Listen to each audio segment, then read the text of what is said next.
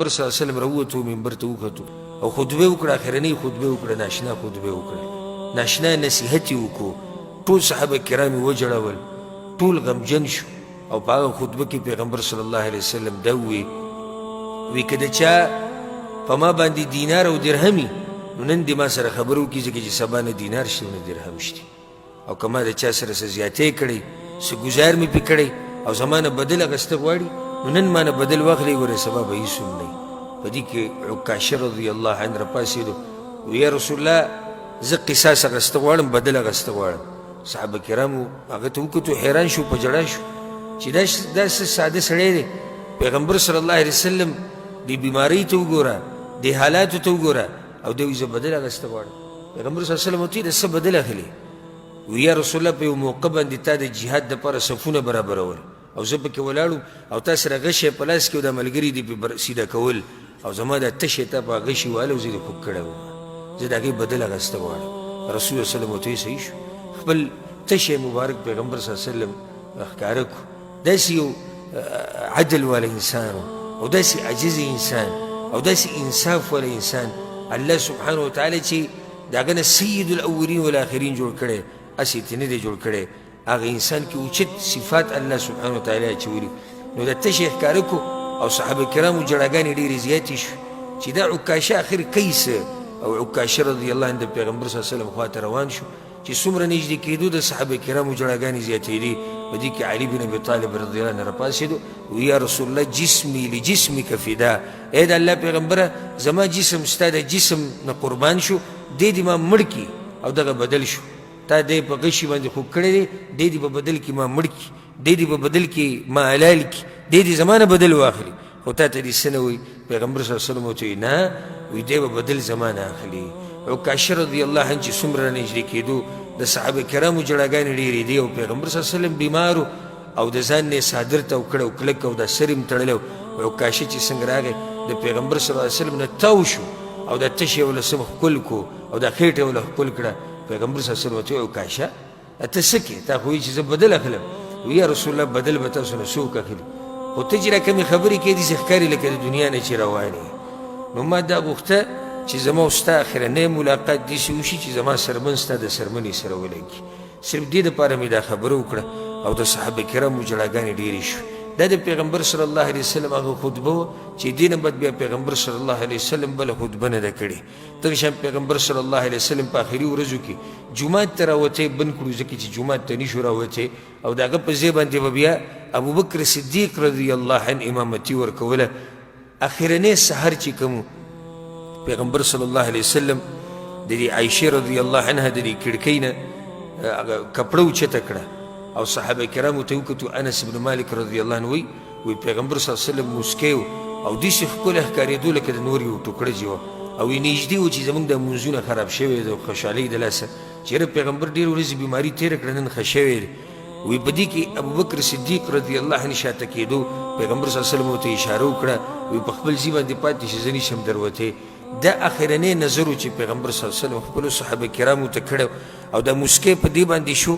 کپړه اوچته کړه ویې کتو که سبا له زه نه یم نو دوی بیا هم لمونځونه کوي که سبا له زه نه یم دوی بیا هم جوماتونو ته راځي که زه د دنیا نه لاړ شم دوی بیا هم جهادونه کوي که زه د دنیا نه لاړ شم دوی بیا هم دعوتونه کوي پیغمبر صلی الله علیه وسلم په خپل تربیت باندې مطمئن شو چې کوم تربیت یې صحابه کرامو له ورکړی کوم فصل چې پیغمبر صلی الله علیه وسلم کړلی و په هغې باندې مطمئن و چې که سبا له زه نه یم وګوره دا جومات زه پکې نه یم خو ډک دی او دا د پیغمبر صلی الله علیه وسلم اخرنی نظر و صحابه کرامو ته او پیغمبر صلی الله علیه وسلم چې دغه کپړه راواچوله د دې کړکۍ ده نو بیا پیغمبر صلی الله علیه وسلم نه ده اوچته کړې صحابه کرام په دغه ورځ ډېر خوشحاله شو او دا سوچ یې وکړو چې راشه پیغمبر صلی الله علیه وسلم ښه شوی دا خو مسکی و راشي نن پکې کارونو له وځئ سبحان الله هغوی به کارونو له نه وتو د پیغمبر د بیمارۍ د لاسه ټول به د پیغمبر په خوا کې ناست وو د هغه عیادت به یې کوو د هغه تپوس به یې کوو په دغه ورځ هغوی مزدورو له لاړو په دغه ورځ هغوی تجارتونو له لاړو په دغه ورځ هغوی کارونو له لاړو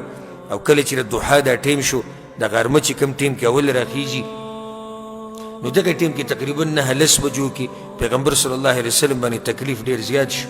او فاطمه رضی الله عنها د پیغمبر صلی الله علیه وسلم لور هغه د پلار سره ناسته او پر پلار باندې دا سخته نیش ولیدې نو اواز یې وکړو چغې یې کړه وا کرب ابتا هلې زما په پلار باندې سخته ډېره شوې ده پیغمبر صلی الله علیه وسلم ورته وی لیس علی ابیکی کرب بعد اليوم لور خفه کېږه مه، د نن نه بعد به ستا په پلار باندې سخته نه وي، د نن نه بعد به ستا پلار ته راحتونه میلاویږي، د نن نه بعد به ستا پلار ته خوشحالیانې میلاویږي، د نن نه بعد به ستا پلار ته هغه اوچت نعمتونه میلاویږي. دغه ټیم کې پیغمبر صلی الله علیه وسلم یو لوښی د ځان سره ایښودی او په هغې کې کپړه ایښودې وه او کپړه به یې په هغې کې لمده کړه او په دې خپل مخ باندې به کېښوده او دا به وي لا اله الا الله ان للموت لسکرات، لا اله الا الله، یقینا وي د مرګ سمه زوروره سخت دی. په پیغمبر باندې سخته ډېره وه، ځکه عایشه رضی الله عنها وی په پیغمبر باندې چې ما کومه سخته د زنکدل لیدلې وه دا سخته نه مخکې په چا راغلې ده او نه به بیا په چا باندې راشي. دومره ناشنا سخته به پیغمبر راغلې وه چې دا کپړه به یې په دې مخ باندې ور واچولو دا مخ به یې پټ کړو. په آخري وخت کې پیغمبر صلی الله علیه وسلم د عایشې رضی الله عنها د مرۍ او د سینې په منځ کې خپل سر ایښودی و، د هغې په غېږ کې سر ایښودی و. عبدالرحمن بن ابي بکر رضی الله عنهما راننوتو، پیغمبر صلی الله علیه وسلم هغه ته وکتو، هغه مسواک و، نو رسول صلی الله علیه وسلم هغه ته وکتو راسي بره. عایشه وایي زه بې پوه شوم چې مسواک ته زړه شوی دی، وایي ما هغه مسواک راواغېستو او هغه مې په خوله کې صفا را صفا کړو او بیا مې پیغمبر له ورکړو، مسواک یې استعمال کړو. وایي په دغه ټیم کې هغه دا ګوته داسې اوچته کړه او ده وایي چې اللهم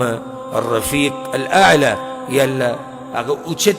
ځای مې خوښ دی، هغه ځای مې خوښ دی چې کوم ځای کې شهیدان دي، په کوم ځای کې پیغمبران دي، په کوم ځای کې نیکان دي، په کوم ځای کې صالحین خلک دي، هغه اوچت مجلس مې خوښ دی. نو دغه ځای کې هم جبریل علیه السلام راغلی و، پیغمبر صلی الله علیه وسلم ته خبره کړې ده چې الله تعالی اختیار درکوي ته کوم ځای غوره کړې. نو وایي نه زه هغه اوچت مجلس غوره کومه، د الله سره ملاقات غوره کومه، د نورو پیغمبرانو سره ملاقات غوره کومه، هغه اوچت ځای مې پکار دی او هغه ګوته چې هغه کوم اسمان ته اوچته کړې وه. عایشه رضی الله عنها وایي هغه راولیده او د پیغمبر صلی الله علیه وسلم نه ساووتو، هغه غټ بدن، هغه بدن چې 30 کاله یې سختې تېرې کړې وې د هغې نه ساووتو، هغه غټ زړه چې هغه د هر چا دپاره کوله و، هغه زړه چې هغه د صبر نه ډک و، هغه زړه چې هغه د ایمان نه ډک و، هغه زړه چې هغه د اوچتو صفاتو نه ډک و، هغه زړه ودرېدو. د پیغمبر صلی الله علیه وسلم بدن کار پرېښودو. عایشې رضی الله عنها اواز وکړو، پیغمبر صلی الله علیه وسلم په جومات کې بعض صحابه کرام ناسو او هغو ته اواز وکړو راشئ وایي ستاسو دغه پیغمبر نه ساه وتېرې، راشي هغه کې حرکت نشتی. مدینه کې عام خبر وچلېدو چې پیغمبر صلی الله علیه وسلم وفات شوی دی. صحابه کرامو را منډې کړې او بعض پکې بېهوشه شو، بلکې بعض سیرتونو کې راځي چې بعض درې صدمې د لاسه مړه شو او بعض په خپل ځای باندې پاتې شو او بعضو پکې ګډې وړې خبرې شروع کړې، هوش او حواس یې ورک شو. لکه عمر بن خطاب رضی الله عنه توره راویسته او دی وی که چا ووایي چې پیغمبر صلی الله علیه وسلم وفات شوی دی نو دا سر دې په توره باندې وامه، پیغمبر وفات شوی نه دی بلکې پیغمبر د الله ملاقات له تللی دی او بیا به راشي. ابوبکر صدیق رضی الله عنه په هغه موقع باندې ناشنا خطبه وکړه او په هغه خطبه کې دا خبره وکړه، وایي چا چې د الله بندګي کوله نو کوي دي، ځکه چې الله ژوندی ذات دی مرګ پرې نه راځي، او که چېرې د پیغمبر بندګي کوله نو پیغمبر صلی الله علیه وسلم وفات شوی دی. هله صحابه کرام کوم چې پکې یعنې په صدمه کې وو هغوی په هوش کې رالو چې او پیغمبر صلی الله علیه وسلم وفات شوی دی. نو دا د پیغمبر صلی الله علیه وسلم د دنیا نه تګ مختصر واقعه او په دې صورت کې ورته اشاره شوې ده. خبره مې ټوله دې پورې کوله چې پیغمبر صلی الله علیه وسلم دا وفات داسې نه و، د دنیا نه دا تګ داسې نه و چې एकदम پیغمبر صلی الله علیه وسلم لاړ، بلکې د هغې نه مخکې علامات راښکاره شوي دي. په پیغمبر صلی الله علیه وسلم باندې بیماري راغلې ده، په پیغمبر صلی الله علیه وسلم باندې سخته راغلې ده، دا صورت نازل شوی دی. نو دې نه بعد پیغمبر صلی الله علیه وسلم بیا د دنیا نه تللی دی. اذا جاء نصر الله والفتح، کله چې راشي مرسته د الله او فتح د مکې، ورأيت الناس يدخلون في دين الله، او وینې ته خلکو لره چې ننوځي په دین د الله کې افواجا ډلې ډلې. حدیث کې دا راځي چې کله الله سبحانه وتعالی مکه فتح کړه، په صحیح بخاري کې د روایت ته د عمرو بن سلمه رضی الله عنه وی عربو انتظار کو د مکې د فتح کېدو، او دا به وی که چېرته د مکه د پیغمبر فتح کړه نو بیا موږ به هم اسلام قبول کړو، ځکه چې بیا سړی په حقه دی، او که فتح یې نه کړه چې موږ به په خپل دین باندې پاتې شو. نو دې ورځې ته د ټولو انتظار و، کله چې دا مرسته د الله له طرف نه راغله او مکه فتح شوه نو خلک بیا فوج در فوج ډلې ډلې په دین کې ورننوتي دي. مکه په کوم کال کې فتح شوې؟ 8 کال کې.